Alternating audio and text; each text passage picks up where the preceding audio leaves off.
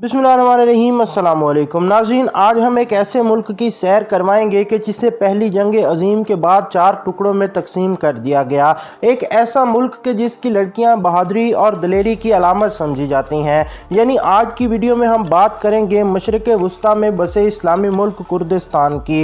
नाज़रीन, ये मुल्क कुर्दिस्तान जिसे पहली जंग अज़ीम के बाद आज़ादी मिलना थी, क्योंकि इन लोगों ने अपनी ख्वाहिशात के बावजूद तुर्की का साथ देने से इनकार किया था और बरतानवी खुफिया इदारों की सरपरस्ती में आज़ादी के धोखे में आकर सल्तनत उस्मानिया से जंग लड़कर खुद को आज़ाद करवाया था। लेकिन पहली जंग अज़ीम के खात्मे के बाद कुर्दिस्तान का काफ़ी सारा इलाका मुस्तफ़ा कमाल अतातुर्क ने अपने कब्ज़े में लेकर उसे हमेशा हमेशा के लिए तुर्की का हिस्सा बना दिया।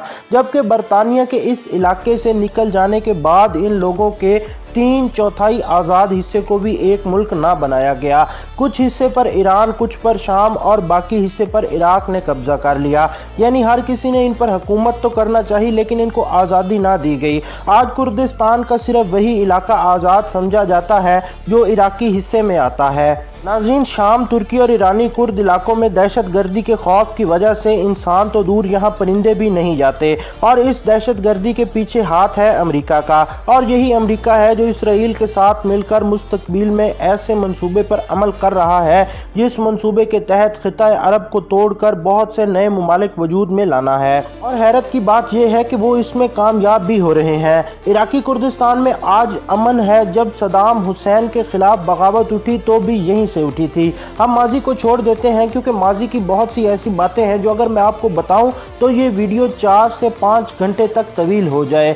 लेकिन आज हम बात करेंगे आज़ादाना फैसला करने वाले इराकी कुर्दिस्तान की, बाकी 3 मुल्कों में बटे हुए कुर्दिस्तान की भी और कुर्द लोगों की भी। आप कुर्दिस्तान में कैसे जा सकते हैं, वहाँ के लोग कितने अमीर हैं, कुर्दिस्तान में बसे बरसों पुराने यजीदी कबाइल कौन हैं, यही हमारी आज की वीडियो का टॉपिक होगा। लेकिन अगर अभी तक आपने हमारे channel travel with Saif Ali को सब्सक्राइब नहीं किया तो सब्सक्राइब कर लें, ताकि इसी तरह की मालूमाती और दिलचस्प वीडियोस आपको वक्तन फवक्तन मिलती रहें। और नाज़रीन, हम आपके लिए बहुत ही मेहनत से वीडियोस बनाते हैं, तो आपसे गुजारिश है कि हमारी वीडियो को लाइक करके हमारी हौसला अफजाई ज़रूर किया करें। तो चलते हैं वीडियो की तरफ। नाज़रीन, हम पाकिस्तान से ताल्लुक़ रखने वाले लोग हैं और हमारी पहली खातून वज़ीर आज़म मोहतरमा बेनज़ीर भुट्टो थीं। जब हम कुर्दिस्तान की बात करते हैं तो हमारे जहनों में मोहतरमा बेनज़ीर भुट्टो का ख्याल आता है। आप में से अक्सर लोग ऐसे होंगे जिन्हें ये भी मालूम नहीं होगा कि बेनज़ीर भुट्टो की वालदा एक कुर्द नस्ल से ताल्लुक़ रखती थीं और उनका ताल्लुक़ ईरान के सूबे कुर्दिस्तान से था। एक रिपोर्ट के मुताबिक कुर्दिस्तान का रकबा तुर्की में 1,90,000, ईरान में 1,25,000, इराक में 65,000 और शाम में 12,000 मुरबा किलोमीटर है। इस तरह कुर्दिस्तान का कुल रकबा 3,92,000 मुरबा किलोमीटर बनता है। नाज़रीन, एक मुहतात अंदाजे के मुताबिक कुर्दिस्तान में 40 मिलियन कुर्द बाशिंदे रिहाइश पजीर हैं। ईरान के कुर्दिस्तान को मशरकी कुर्दिस्तान कहा जाता है, तुर्की हाकमियत वाले इलाके को शुमाली कुर्दिस्तान कहा जाता है, शाम वाले इलाके को मगरबी कुर्दिस्तान, जबकि इराक वाले कुर्दिस्तान को जनूबी कुर्दिस्तान कहा जाता है। कुर्दिस्तान के बारे एक तल्ख हकीकत ये भी है कि ये दुनिया की तारीख में आज तक कुर्दिस्तान कभी किसी दौर में भी एक आज़ाद मुल्क की हैसियत से नहीं रहा। नाज़रीन, इस मुल्क के लोग आज भी अपने आप को आज़ाद कहलवाना चाहते हैं, जबकि ये आज़ादी सिर्फ इराकी कुर्दिस्तान के लोगों को मुयस्सर है। इराकी कुर्दिस्तान को आप दूसरा दुबई कहें तो ये गलत ना होगा, क्योंकि तरक्की के हवाले से ये किसी भी तरक्की याफ्ता मुल्क से कम नज़र नहीं आता। इस इलाके की तकरीबन 99% आबादी मुसलमान है, बाकी तादाद में मसीही और यहूदी लोग आबाद हैं। इराकी कुर्दिस्तान के लोगों की शरह तालीम 99% है। इरबिल शहर इराकी कुर्दिस्तान का दारुल हुकूमत माना जाता है और ये ख्याल भी किया जाता है कि अगर सब ममालिक की रजामंदी से कभी इनको आज़ादी मिलती है तब भी इसका दारुल हुकूमत यही शहर होगा, क्योंकि तरक्की के लिहाज से कहीं भी कोई दूसरा शहर इसका मुकाबला नहीं कर सकता। नाज़रीन, ISIS नामी तंजीम के बारे में आपने कई दफ़ा सुना होगा। आपको पता होना चाहिए कि इस तंजीम की ज़्यादा हरकतें इन्हीं इलाकों यानी कुर्दिस्तान में होती हैं। एक बहुत अजीब सी बात जो की जाती है कि जब इन लोगों को लड़ने के लिए ट्रेनिंग दी जाती है तो تو یہ سمجھایا جاتا ہے کہ آپ لوگ جب مریں گے تو جنت میں جائیں گے، لیکن اس کے برعکس ان کو یہ بھی سمجھایا جاتا ہے کہ اگر تم کسی عورت یعنی کسی کرد لڑکی کے ہاتھوں مارے گئے تو تم جنت کی بجائے جہنم میں جاؤ گے۔ یعنی یہ صرف ایک کہاوت نہیں بلکہ حقیقت پر مبنی بات ہے کہ لڑکیاں بہادری میں اپنا کوئی ثانی نہیں رکھتیں۔ ماضی میں کرد لڑکیاں اپنی حفاظت کے لیے خاص قسم کے خنجر کو اپنے ساتھ رکھا کرتی تھیں، لیکن آج تو یہ خواتین اتنی ماہر فوجی گنی جاتی ہیں کہ انہیں بڑے سے بڑے ہتھیار جن میں ٹینک اور بم شامل ہیں ان سب کو چلانے کا ماہر سمجھا جاتا ہے۔ ناظرین، موسم کے حوالے سے کردستان ایک شدید قسم کا خطۂ زمین ہے، یعنی گرمیوں میں یہاں انتہائی گرمی اور سردیوں میں شدید سردی ہوتی ہے۔ یہاں وزٹ کے لیے بہترین مہینے اپریل اور مئی کے مانے جاتے ہیں۔ اگر آپ پاکستانی ہیں تو آپ کو عراقی کردستان میں جانے کے لیے عراق کا ویزا لینا پڑے گا اور ایران میں ایران کا ویزا لینا پڑے گا۔ ناظرین، جبکہ ترک اور شامی کرد علاقوں میں جانے کا مشورہ ہم آپ کو ہرگز نہیں دیں گے کیونکہ یہاں کے حالات بہت زیادہ خراب ہیں۔ عراقی کردستان کی ترقی کے پیچھے بڑا ہاتھ یہاں سے نکلنے والے تیل کا ہے، لیکن یہ بھی اس علاقے کے لوگوں کی بدقسمتی ہے کہ یہ اپنا تیل بھی براہ راست عالمی منڈیوں میں فروخت نہیں کر سکتے کیونکہ ان پر بہت سی عالمی پابندیاں لگی ہوئی ہیں۔ ان کا تیل بھی عراق ہی فروخت کرتا ہے، حالانکہ یہ علاقہ عراق سے کافی حد تک آزاد مانا جاتا ہے کیونکہ ان کا عدالتی نظام، پارلیمنٹ، سب کچھ الگ ہے، اور اس کے باوجود اس بکنے والے تیل کا زیادہ تر حصہ عراقی حکومت لے جاتی ہے۔ ناظرین، یہ لوگ 21 مارچ کو اپنا نوروز مناتے ہیں۔ نوروز کا تہوار یہ لوگ صدیوں سے مناتے آ رہے ہیں۔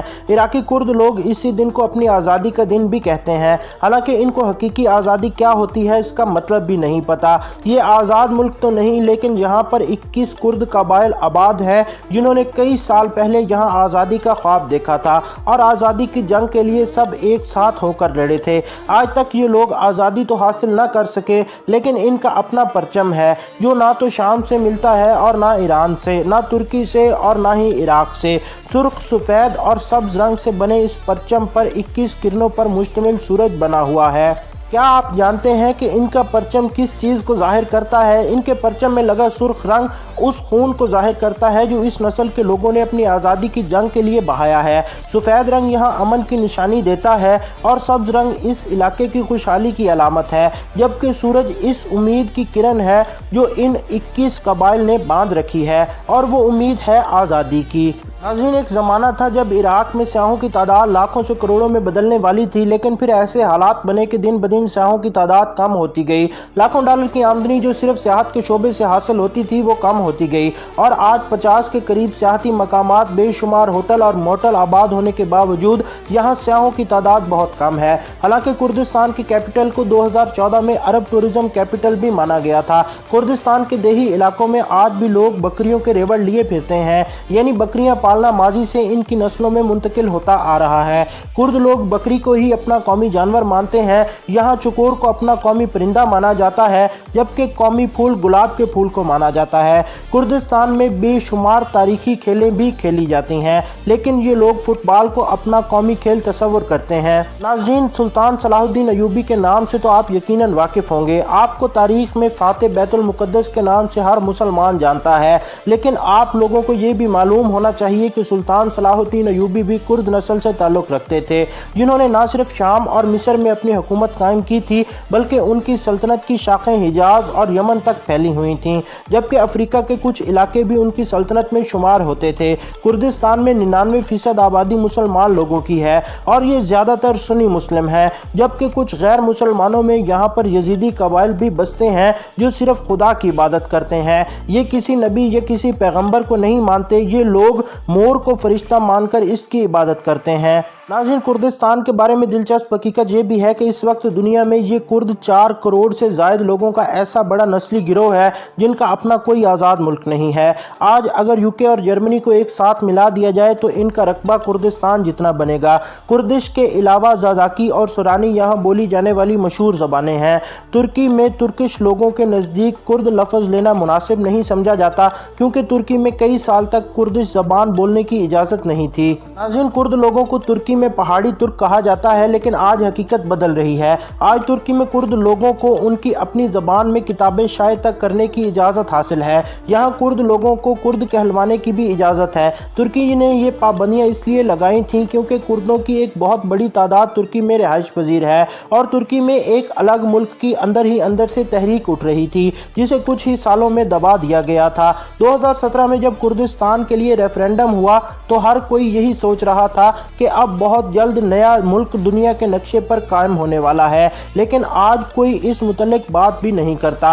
आज अगर चांस हैं तो वो सिर्फ इराकी कुर्दिस्तान के हैं। नाज़रीन, इराकी कुर्दिस्तान इस पूरे कुर्दिस्तान रीजन का सबसे अमीर हिस्सा माना जाता है। यहाँ लगभग 2000 से ज़ायद अरबपति लोग आबाद हैं। शरह गुर्बत जहाँ इंतहाई कम है। हर कोई यहाँ अपने कारोबार से जुड़ा हुआ है, जबकि तुर्की, ईरानी और शामी कुर्दिस्तान की हालत इससे मुख्तलिफ है। दोस्तों, पाकिस्तान वक्त के लिहाज से कुर्दिस्तान से 2 घंटे आगे है। यहाँ की करेंसी इराकी दिनार है, जबकि हर मुल्क के मकबूजा हिस्से में उस मुल्क की करेंसी चलती है।